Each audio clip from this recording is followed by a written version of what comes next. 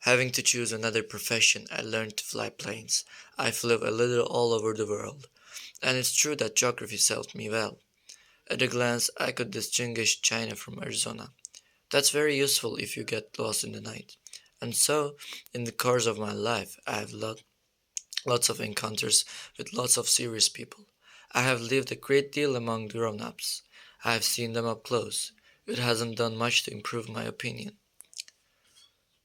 Whenever I met one who seemed faintly perceptive, I subjected them to experiment with my drawing number one, which I always kept. I wanted to know if they could really understand, but they always answered, "It's a hat." So I would tell them nothing about bow constructors or rainforests or the stars. I put myself at their level. I spoke to them about bridge, golf, politics, and neckties, and the grown-ups were very pleased to know such a reasonable man. And so I lived alone, with no one really to talk to, until a breakdown in the Saharan desert 6 years ago. Something had failed in my engine. As I had neither passengers nor a mechanic, I was getting ready to attempt, all on my own, some difficult repairs. It was a matter of life or death. I had scarcely enough drinking water to last 8 days. The first night I went to sleep on the sand, 1,000 miles from any human dwelling. I was much more alone than a person shipwrecked on a raft in the middle of the ocean. So you can imagine my surprise when, at sunrise, a strangled little voice woke me. It said, I leapt to my feet as if struck by lightning. I rubbed my eyes truly. I had a good look, and I saw an altogether extraordinary little fellow who was watching me with a solemn expression. Here is the best portrait that I was able to make of it later on. But of course, my drawing is much less beautiful than the model. It's not my fault. Grown-ups had discouraged me from my artistic career when I was 6, and I hadn't learned to draw anything other than open or closed bow constructors. So I was watching this apparition with wide, astonished eyes. Don't forget that I was 1,000 miles from any human dwelling, yet my little fellow looked neither lost nor dying of weariness, dying of hunger, dying of thirst, or dying of fear. He seemed nothing like a child lost in the middle of the desert, 1,000 miles from any human dwelling. When at last I managed to speak, I asked him, What are the gods here? and he said again, very softly, in all seriousness, when a mystery is too overwhelming, you dare not disobey. As absurd as it seemed to be, me 1,000 miles from any human dwelling and in mortal danger, I reached into my pocket for a piece of paper and pen. Then I remembered that I had studied mostly geography, history, mathematics, and grammar, and I said to the little fellow, in something of a bad mood, that I didn't know how to draw.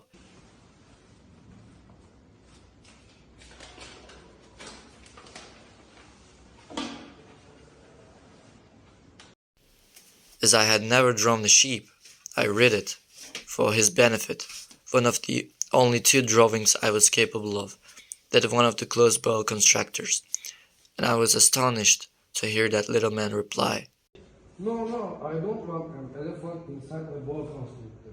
A boa constrictor is very dangerous and an elephant is very bulky. My home is very small. I need a sheep. Throw my sheep. No, that's one already very ill. Do another. See for yourself. That's not a sheep. It's a ram. It's got horns.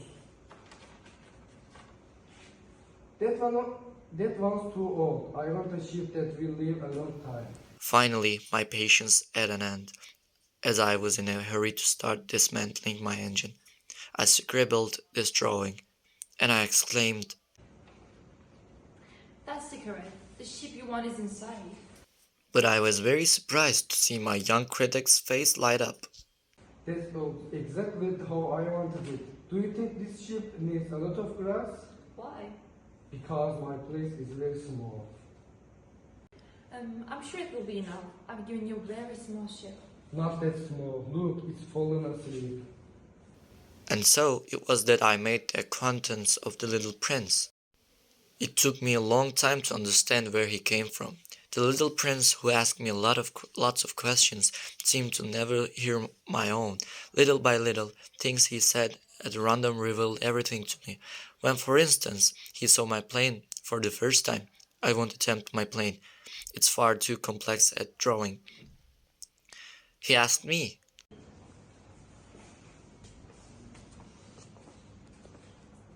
What's that thing? It's not a thing. It flies. It's a plane. It's my plane. and I was proud to tell him that I flew. Then he cried out, Really? You fell from the sky? Yes. Oh, that's funny.